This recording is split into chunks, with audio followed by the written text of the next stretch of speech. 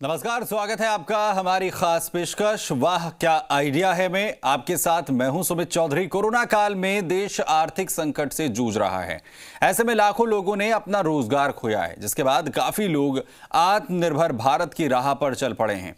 ऐसे में हमारी ये कोशिश है कि हम आपको कुछ ऐसी हस्तियों से मिलाएं जिन्होंने अपने हौसले के दम पर अपनी एक अलग पहचान बनाई है और अपने अनोखे आइडियाज के जरिए खुद तो सशक्त बने ही साथ कई लोगों को रोजगार भी दिया। तो आप भी तैयार हो जाइए ऐसे ही कुछ अनोखे आइडियाज के बारे में जानने के लिए, जिसके जरिए आप अपने भविष्य को संवार सकते हैं।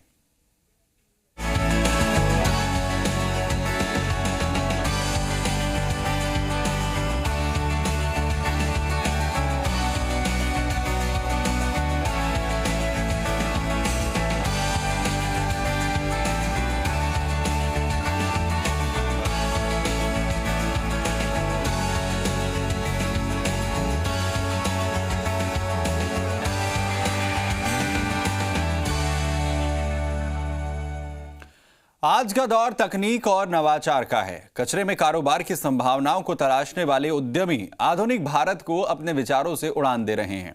आज के कार्यक्रम में बात राजस्थान के एक ऐसे ही युवा उद्यमी की जिन्होंने काई में कारोबार तलाश लिया। जी हां, आज हम बात करेंगे शैवाल की खेती की, जिसे काई और एल्गी भी कहा जाता है।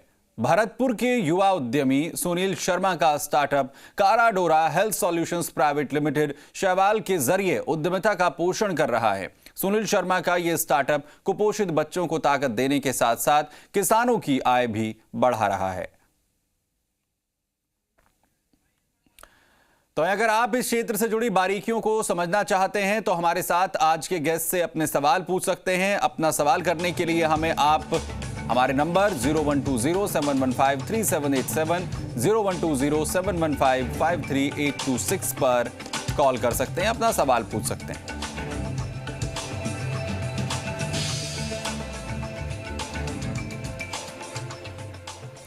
तो हमारे गेस्ट सुनील शर्मा से आपको मिलवाएं, उससे पहले आपको एक रिपोर्ट दिखाते हैं कि आखिर कैसे सुनील शर्मा ने इस अनोखे आइडिया के जरिए क्रांति ला दी।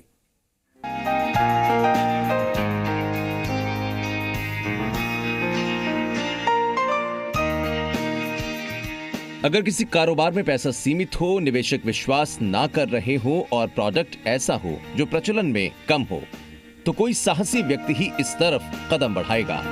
भरतपुर के युवा उद्यमी सुनील शर्मा का स्टार्टअप कुछ ऐसी ही कहानी बयां करता है।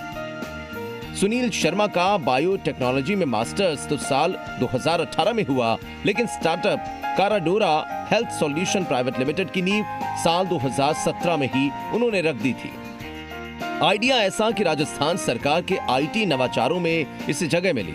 भामाशाह टेक्नो हब के जरिए उद्यमिता के इरादे धरातल पर आए और भरतपुर के किसानों के साथ शुरू हुआ शैवाल की खेती का कारवां। हमारा जो कंपनी है काराडोरा हेल्थ सॉल्यूशंस प्राइवेट लिमिटेड, इसके अंदर हम शैवाल, जिसको एल्गी भी बोलते हैं, बेसिकली हम एल्गी बेस्ड प्रोडक्ट्स पे काम करते हैं। तो एल्गी को जनरली लोग एज ए काई समझते हैं, ये वेस्ट होता है, लेकिन एल्गी के अंदर बहुत पोटेंशियल है। हमें लगता है कि इंडिया वर्ल्ड लीडर हो सकता है एल्गी फार्मिंग में, और यहाँ का जो टेम्परेचर है वो काफ़ी सूटेबल है एल्गी फार्मिंग के लिए। इवन किसानों के लिए एक नया प्रोडक्ट होगा जिसकी वो खेती कर सकते हैं, और बहुत पोटेंशियल है और वर्ल्ड वाइड इसकी बहुत डिमांड है आज की डेट में। स्टार्टअप उद्यमी सुनील शर्मा कहते हैं कि हमारी कंपनी शैवाल की खेती और इसे प्रोसेस कर टैबलेट बनाने की पहल कर रही है। यहाँ विशेष तकनीक के जरिए किसानों को शैवाल की खेती की तरफ प्रोत्साहित किया जा रहा है। शैवाल की बिक्री 600 से 1200 रुपए प्रति किलो के हिसाब से हो रही है। रिसर्च में ये बात साबित हो चुकी है कि शैवाल में 70% प्रोटीन होता है, साथ ही कैल्शियम, विटामिन और अन्य पोषक तत्वों की मौजूदगी भी होती है। अगर इससे बनी टैबलेट 1 से 2 ग्राम प्रतिदिन कुपोषण से पीड़ित बच्चों को खिलाई जाए तो वो 6 महीने में कुपोषण से मुक्त हो सकते हैं। कि सरकार इस प्रोडक्ट को परचेज नहीं करती है कि आप मंडी में जाके बेच दो, तो किसानों के लिए ये एक बड़ा चैलेंज है कि इस प्रोडक्ट को कैसे करें। तो हमने अपनी कंपनी जो ट्रेड नेम हमने जो रजिस्टर्ड ट्रेड नेम है काराडोरा दी एल्गी कंपनी। इसके अंदर हम इसको मार्केट करते हैं, इसके प्रमोशंस करते हैं और अभी हम दूसरे बिजनेसेस को भी हम इसमें प्रोडक्ट सप्लाई करते हैं, जो अपना फिर बाद में लेबलिंग करके हमारे साथ उनके टाई अप्स होते हैं, तो हम एक्सपोर्ट भी इसका करते हैं। सुनील शर्मा का ये भी कहना है कि प्रोजेक्ट में स्मार्ट माइक्रो फार्मिंग से किसानों को शैवाल निर्माण के लिए प्रोत्साहित किया जा रहा है। अगर ये माना जाता है कि ये गंदे पानी में ज्यादा होता है, लेकिन यहाँ फ्रेश पानी में इसका उत्पादन किया जाता है। किसान चाहे तो इसे कंपनी या किसी अन्य को सीधे बेच सकते हैं। आज एल्गी से फेस वॉश, प्रोटीन टैबलेट और कई तरह के उत्पाद तो बनाए ही जा रहे हैं, साथ ही ये टेक्सटाइल इंडस्ट्री और बायोफ्यूल में भी बड़े उपयोगी हैं। इम्यूनिटी बूस्टर और रोग प्रतिरोधक क्षमता के तौर पर भी इसका सेवन किया जा रहा है। काराडोरा हंगर परियोजना आज गुजरात और राजस्थान के कुछ जिलों में काम के साथ सामाजिक दायित्वों को भी निभा रही है। आगे भी इसमें लगातार इनोवेशंस करते रहेंगे कि किसी को कोई इशू नहीं आए। तो हम क्या लेबोरेटरी सर्विसेज भी प्रोवाइड करते हैं, किसी को अगर कोई फार्मर हमारे साथ जुड़ना चाहता है, वो ग्रो करना चाहता है तो कर सकता है, और हम प्रोसेसिंग भी उसकी करते हैं साथ ही साथ में। शैवाल के दवा, उर्वरक, पशुचारा और भोजन के कई वाणिज्यिक उपयोग हैं, जो एमिनो एसिड और कई सूक्ष्म पोषक तत्वों का एक समृद्ध स्रोत है।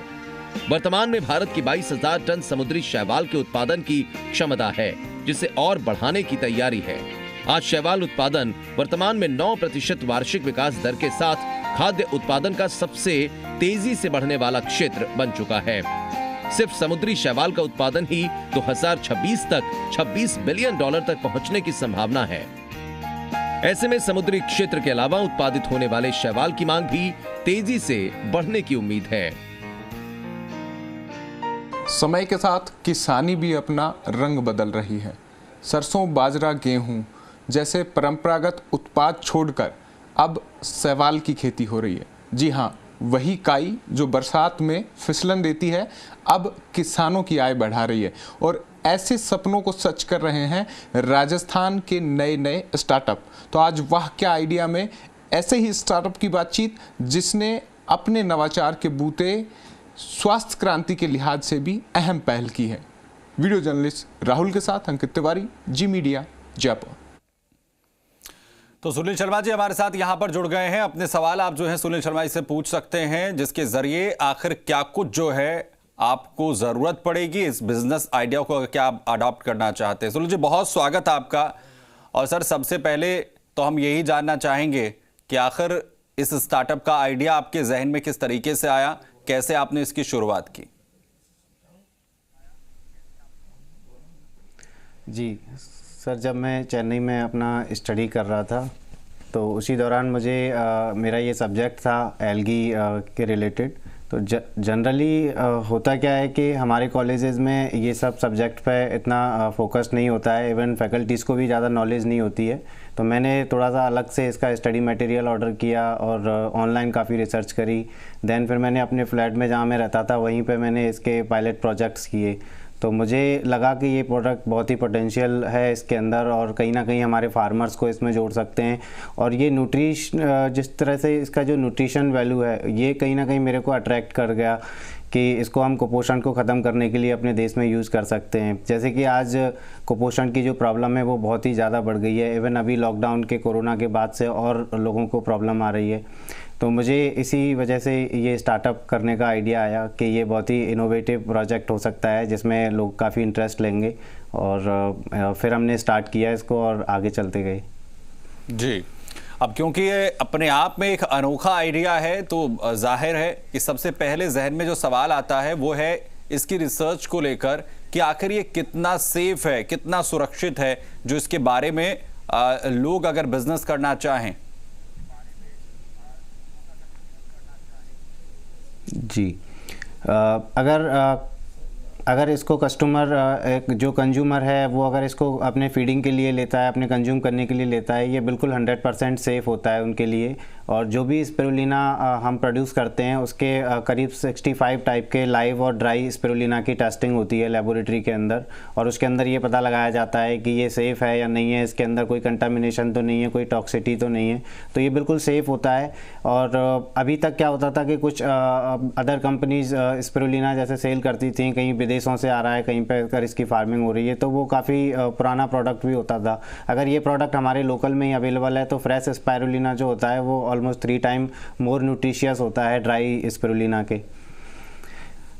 जी। और किसानों को इसमें एक थोड़ा चैलेंज आता है कि अगर वो इसकी फार्मिंग करते हैं तो वो कैसे इसका पता लगाएंगे कि ये सेफ़ है या नहीं है, और उसके अंदर कोई कंटामिनेशन। तो हमारा जो बिज़नेस है वो इसी पर आधारित है कि हम किसानों को इसमें टेक्निकल नॉलेज प्रोवाइड करते हैं, उनको गाइड करते हैं। हमने एक प्रोटोकॉल्स बनाए हैं जिसके थ्रू वो कर सकते हैं इसकी फार्मिंग, रॉ मटेरियल्स उनको सजेस्ट करते हैं, और उनका जो सैंपल होता है वो कलेक्ट करके उनको लेबोरेटरी भी रिपोर्ट भी हम उनको प्रोवाइड करते हैं, जिससे कि वो चाहें तो अपना प्रोडक्ट मार्केट में किसी बायर को बेच सकते हैं। और हम भी उनके साथ ये एग्री करते हैं कि जो भी स्पिरुलिना वो काराडोरा टेक्नोलॉजी ग्रो करके यूज़ करके ग्रो करते हैं वो हम सारा परचेज उनसे कर लेते हैं। जी, हमारे साथ एक दर्शक जुड़ रहे हैं सुनील जी, उनका सवाल जानते हैं। कालू राम है हमारे साथ। कालू राम, क्या सवाल है आपका? जी नमस्कार सुदीप जी। नमस्कार जी सुदीप जी। नमस्कार, मैं कालू राम जोधपुर से। जी, आपका सैल्यूटेशन पहुंच रहा है, अपना सवाल प्लीज पूछिए। जी, मैं ये शर्मा साहब से कह रहा था, मैं खुद किसान हूँ। ये जो आइडिया मैंने आपकी न्यूज में देखा था, तो मैं कैसे प्रोडक्ट को कर सकता हूँ, या मेरी दुकान को कोई आइडिया होता आप जरा मुझे बताएं। एक आम किसान इसे कैसे करे, इसे हम इन जनरल जो है वो जानना चाहेंगे। जो राजस्थान के किसान हैं उनके लिए क्या संभावनाएं हैं इस क्षेत्र में? मुझे लगता है कि राजस्थान के किसानों के लिए इसकी पूरी संभावना है, क्योंकि ये ठंडे इलाकों में नहीं हो सकता है। इसके लिए जो 30 से 40 डिग्री टेम्परेचर मोस्टली रिक्वायर होता है इसको फार्मिंग करने के लिए। और इसको ग्रो करने के लिए हमें सिर्फ 2 ही चीज़ों की आवश्यकता होती है, एक सनलाइट की जो हमें नेचुरली अवेलेबल है, और दूसरा हमें कार्बन डाइऑक्साइड जो ये एज ए फूड कंज्यूम करता है और उसके बदले में हमें ऑक्सीजन प्रोड्यूस करता है। तो कहीं ना कहीं ये एक एनवायरनमेंट फ्रेंडली भी होता है। अगर कोई भी किसान इसकी फार्मिंग करना चाहता है तो वो हमारे ट्रेनिंग ले सकता है। हमारी कंपनी, हम लोग मंथली या क्वार्टरली हम ट्रेनिंग प्रोग्राम्स ऑर्गेनाइज करते हैं। अभी हम लोग कॉलेजेस स्टूडेंट्स को भी देते हैं। अगर कोई किसान हमारे साथ आके ट्रेनिंग लेना चाहता है तो वो ले सकता है, और हम उनको पूरा गाइड करते हैं। वो कंपनी की वेबसाइट पे जाके चेक कर सकते हैं, वहाँ से वो कांटेक्ट कर सकते हैं हमसे, और हमारे जो एग्जीक्यूटिव्स होते हैं वो उनको गाइड करेंगे कि किस तरीके से वो इसकी खेती स्टार्ट कर सकते हैं। उनको रॉ मटेरियल्स और जो भी उनको इनिशियल हेल्प की रिक्वायरमेंट होती है वो हम देते हैं उनको। तो ये वो तरीका है जिसके ज़रिए कोई भी आम किसान जो राजस्थान से है वो भी इसकी शुरुआत कर सकता है। और देश के ठंडे अगर इलाकों को छोड़ दिया जाए तो 30 डिग्री सेल्सियस, जैसा सुनील जी ने यहाँ पर जिक्र किया, वो लोग इसका जो उत्पादन है वो कर सकते हैं, इसे व्यवसाय के तौर पर जो है अपना सकते हैं। सुनील जी, इसकी अगर इम्पोर्टेंस की बात करें, आपने कुपोषण का जिक्र किया कि इसमें बहुत ज़्यादा फायदेमंद ये साबित हो सकता है। आखिर किस तरीके के जो हैं पोषक तत्व शैवाल में पाए जाते हैं? जी सर, स्पिरुलिना लगभग 70% इसके अंदर प्रोटीन होता है। इसके अलावा कई अदर डे टू डे जो हमारी बॉडी को न्यूट्रिशंस रिक्वायर होते हैं, जैसे beta carotene, calcium, iron, amino acids और ऐसे कई रेयर विटामिन्स जो हमें जनरली खाने की चीज़ों में नहीं मिलते हैं, अदर फूड्स में नहीं मिलते हैं। तो स्पिरुलिना के अंदर करीब 100 से भी ज़्यादा ऐसे पोषक तत्व होते हैं। 1 से 2 ग्राम स्पिरुलिना भी अगर हम पर डे अपनी डाइट में ऐड करते हैं तो हमारी जो न्यूट्रिशनल रिक्वायरमेंट होती है वो फुलफिल होती है।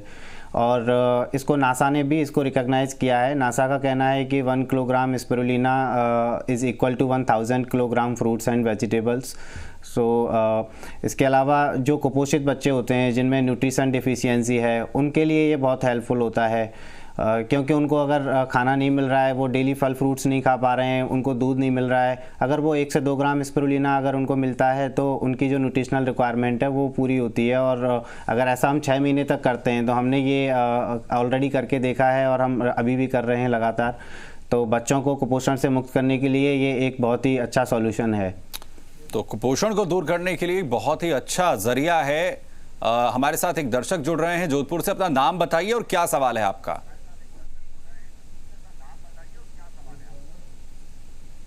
सुन पा रहे हैं हमें? जी, अपना सवाल पूछिए।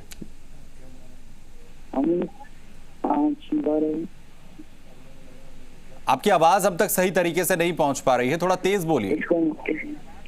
इसको हम कहाँ से उत्पन्न कर सकते हैं? आपकी आवाज अभी भी नहीं आई है। उत्पादन कर सकते हैं। चलिए, हम जितना समझ पाए हैं कि आखिर कैसे इसकी शुरुआत की जाए, आप ये जानना चाह रहे हैं। इसका हम उत्पादन कहाँ से कर सकते हैं? इसका उत्पादन कहाँ से कर सकते हैं? जी सुनील जी। हाँ, इसका उत्पादन करने के लिए हमें ज़्यादा कुछ रिक्वायरमेंट नहीं होती है। ये बहुत ही minimum investment and maximum profitable business opportunity है किसी भी किसान के लिए। इसमें हमें थोड़ी सी जगह चाहिए होती है। हम चाहें तो इसको रूफ टॉप भी कर सकते हैं, छत के ऊपर भी उगा सकते हैं, कोई खाली प्लॉट है वहाँ उगा सकते हैं।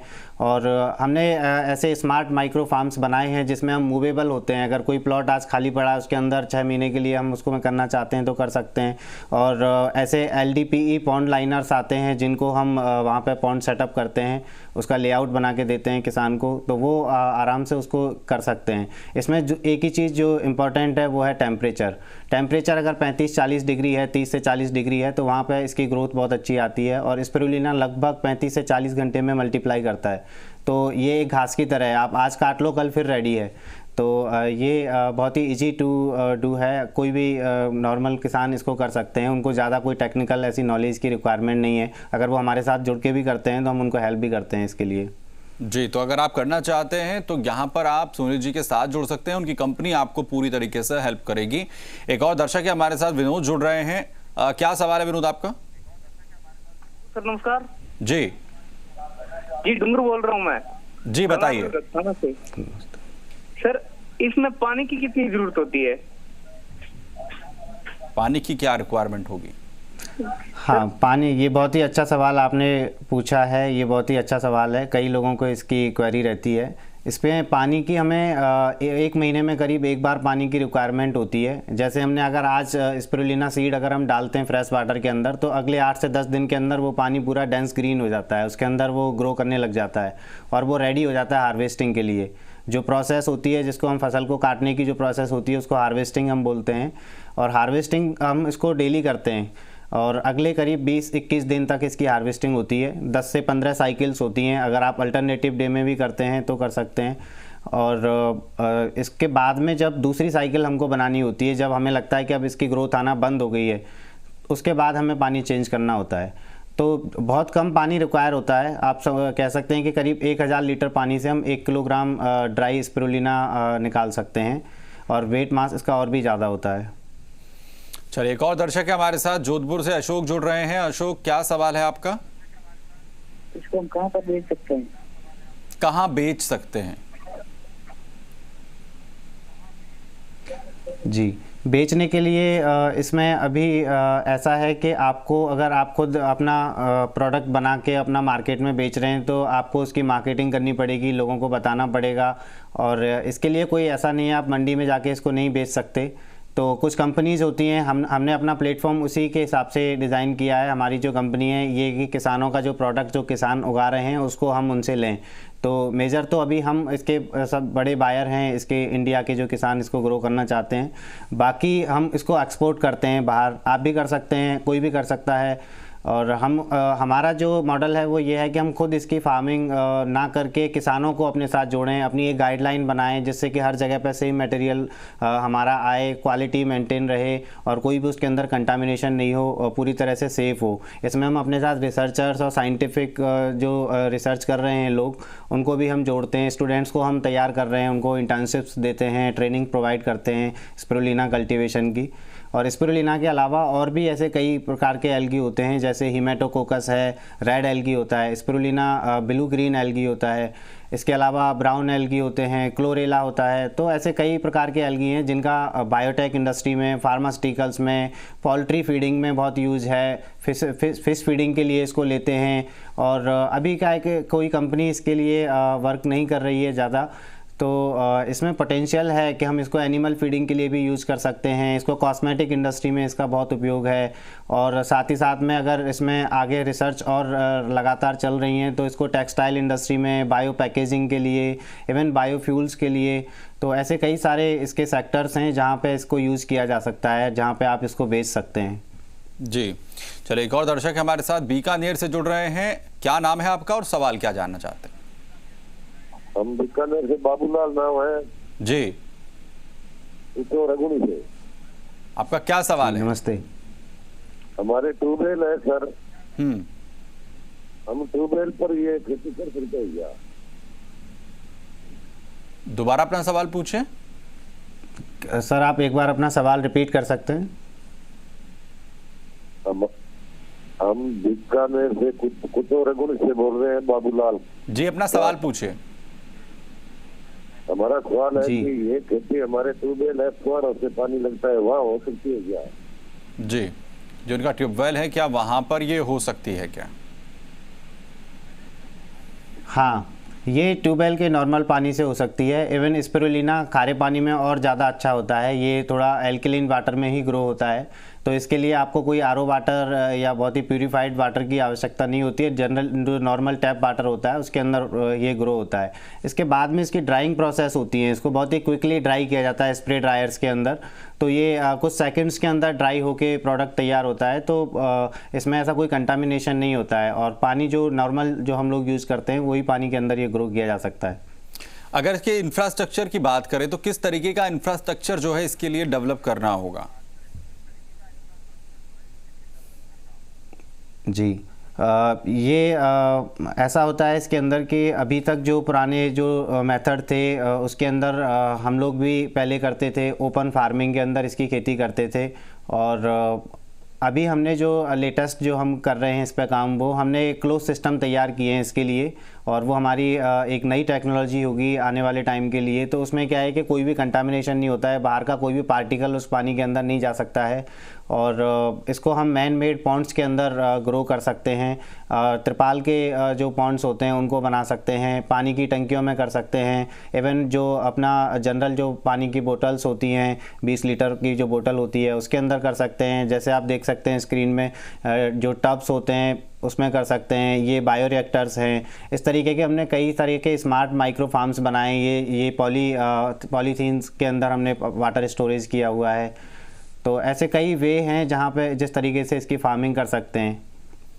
तो ये वो तरीके हैं जिसके जरिए इस क्षेत्र में अपार संभावनाएं जो हैं वो तलाशी जा सकती हैं। एक अनोखा आइडिया सुनील जी ने यहाँ पर लगाया, जिसके बाद आपके लिए और पूरी दुनिया के लिए नई राहें जो हैं वो खुल रही हैं। सुनील जी बहुत शुक्रिया और बहुत शुभकामनाएं, आपने जिस तरीके से इस नई शुरुआत को किया है उसके लिए। Thank you.